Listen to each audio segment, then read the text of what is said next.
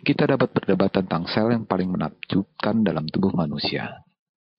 Tapi saya rasa, neuron dapat menempati posisi yang besar, dan itu bukan karena sel itu sendiri yang menarik. Fakta bahwa neuronlah yang membentuk otak dan sistem saraf, serta bertanggung jawab atas pikiran dan perasaan, dan mungkin terhadap semua kesadaran kita, saya rasa itu dapat menjadikan neuron sebagai sel terpenting nomor 1 atau nomor 2. Pertama-tama saya ingin memperlihatkan seperti apakah wujud neuron itu.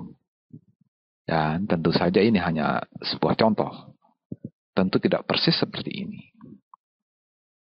Kemudian kita akan sedikit membahas bagaimana neuron melakukan fungsinya yang utama, yakni komunikasi. Mentransmisikan sinyal ke sepanjang jalurnya, tergantung pada sinyal yang diterima.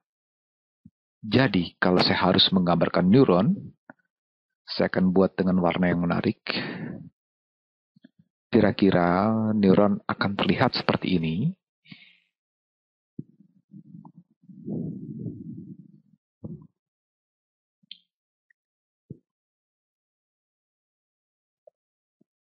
Di tengah-tengahnya adalah soma, dan dari soma saya gambarkan nukleus. Inilah nukleus. Soma boleh dianggap sebagai badan neuron, dan ini adalah dendrit yang melekat pada soma. Dendrit membentuk cabang-cabang.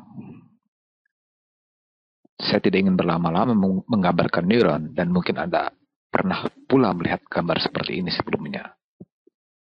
Dari soma dan neuron, terdapat cabang-cabang dendrit. Inilah dendrit.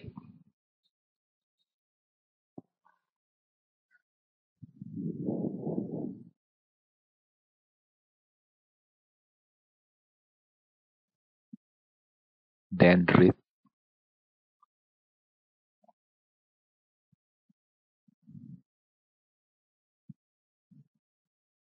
Dendrit berfungsi sebagai penerima sinyal. Kita akan membahas lebih dalam apa artinya menerima dan mengirim sinyal dalam video ini. Dan barangkali pada beberapa video berikutnya. Jadi disinilah sinyal itu diterima. Inilah dendrit, soma berada di sini. Soma berarti badan. Jadi inilah badan neuron. Dan inilah apa yang boleh dibilang sebagai ekor neuron yang disebut akson.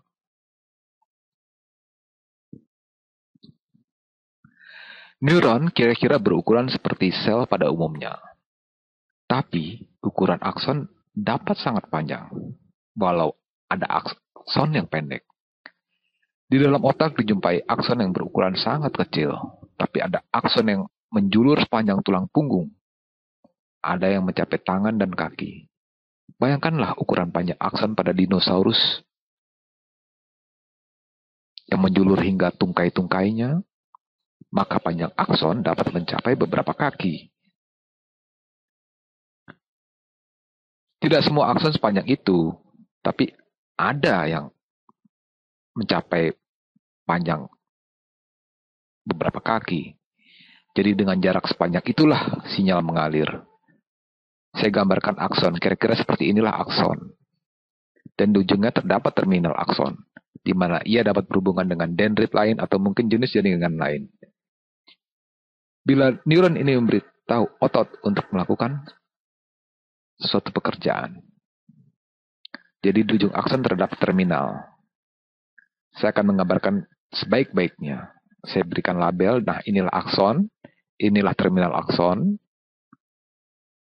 Pada titik pertemuan soma atau badan neuron dengan akson, terdapat akson hilok. Akson hilok berbentuk seperti kerucut. Dan kita akan membahas bagaimana impuls mengalir. Dan bagian besar yang memungkinkan impuls mengalir efisien adalah sel-sel pelindung di sekitar akson.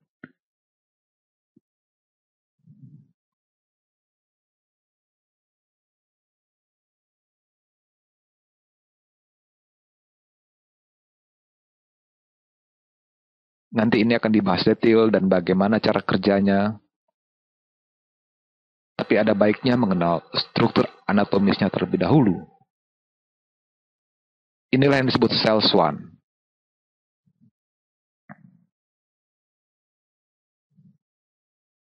Cell swan. Cell swan membentuk pelindung myelin. Sel swan melapisi pada beberapa interval di sekitar akson.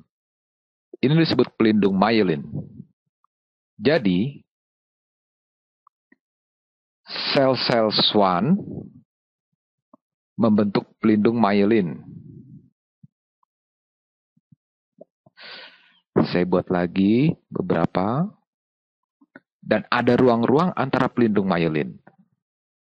Sekarang kita jadi tahu semua terminologi dari anatomi neuron. Ini disebut node Ranvier. Saya kira ruang-ruang ini disebut dengan nama penemunya, node Ranvier. Ranvier. Mungkin dialah yang menemukan ruang antara ini. Jadi inilah node Ranvier itu. Seperti telah saya bahas sebelumnya, sinyal diterima di sini, nanti akan dibahas lebih dalam apa arti sinyal, dan lalu ada sinyal di sini. Sebenarnya sinyal dapat dijumlahkan. Ada sinyal di sana, ada sinyal lagi di sini, ada sinyal lebih besar di sini, dan sinyal-sinyal tersebut bergabung dan mengalir ke hilok, dan bila cukup besar akan memicu suatu potensi aksi di akson yang akan mendorong sinyal mengalir melalui akson, dan di sini sinyal itu terkoneksi melalui sinapsis atau dendrit line atau otot. Nanti akan dibahas lebih dalam tentang sinapsis yang dapat memicu hal-hal lain.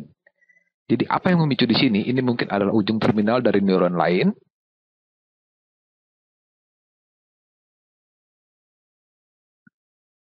Akson, ini seperti di dalam otak, ini bisa berupa tipe neuron sensorik.